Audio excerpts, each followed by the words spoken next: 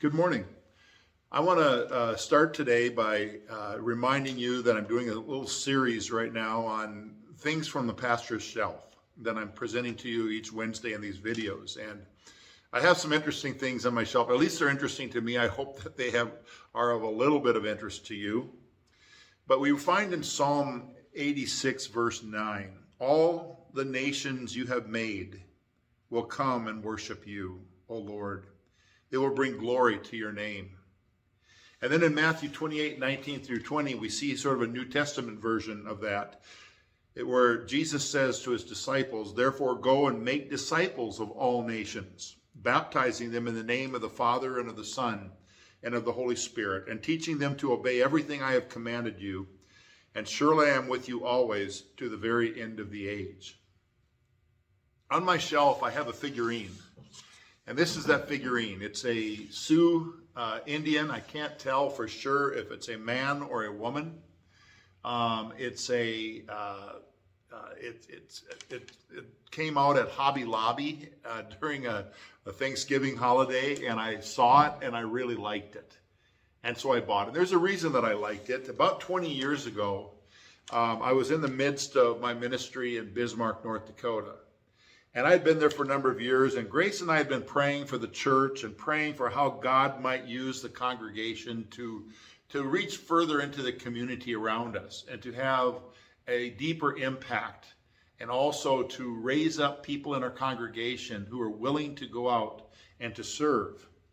My entire ministry, I had seen Native American people come to my door, mostly to receive some financial assistance for gas, for groceries, for food, for something. And I had seen the social turmoil and the addiction in the Native American community. We were surrounded in North Dakota by the three affiliated tribes, the Mandan, Hidatsa, and Arikara people to the north, up near Minot. And then to the south of us, down along the Missouri, was the Lakota, where Standing Rock Reservation, where Sitting Bull made his last residence here in the U.S. before he was killed. I think of the 18 Native American children who lived in my home when I was a child. My parents had about 20 foster children over the course of about 10 years, and 18 of those 20, I think, were Native American, coming from either the Lakota or the three affiliated tribes. I'd also seen the racism toward Native American people all my life. In fact, I will have to admit that I had engaged in some racist comments as a child in ignorance. And later on, I recognized and realized the ignorance, and I hopefully had changed my ways and my thinking.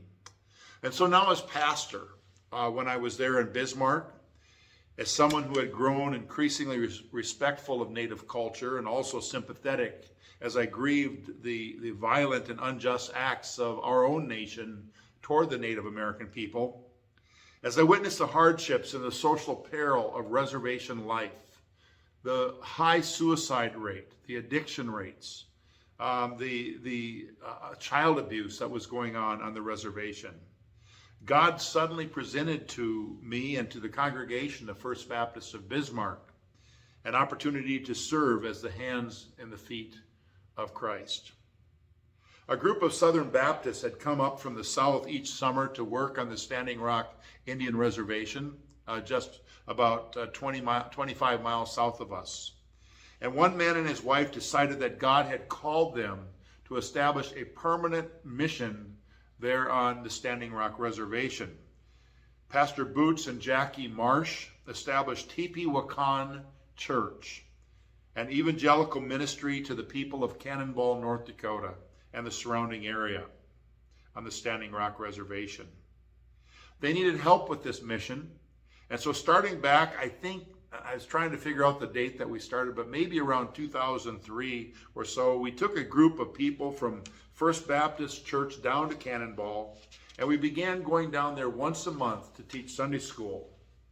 We not only taught Bible to the children, but we also brought them food to eat, because strangely enough, what we didn't realize is that many of the children may not have had a meal all weekend. They had breakfast and lunch and oftentimes supper, evening meal at the school during the week, but on weekends they didn't have that available to them. And so many of the children would arrive at the church hungry. And so before we did anything, we fed them. And I could tell you many stories of children not being fed at home and arriving very hungry. And so one day as I was in Hobby Lobby and I saw this, I thought, I want that. And I bought it and I put it on my shelf, and it's been a reminder to me to pray for the Lakota people, to pray for the Native American people on Standing Rock. What if it were like Psalm 89, where truly all nations would worship him?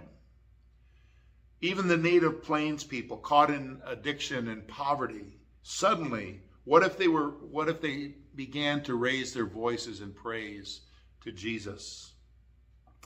They are oftentimes hopeless people with a soaring, as I said earlier, a suicide rate that seemed to be off the charts.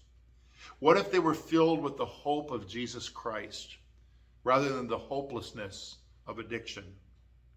My hope is that the work of Boots and Jackie Marsh, and as they retire at some point in time, that somebody will be there to continue on that ministry, and that the churches of Bismarck and Mandan will continue to serve and to be the hands and feet of Christ, and to have a fruitful ministry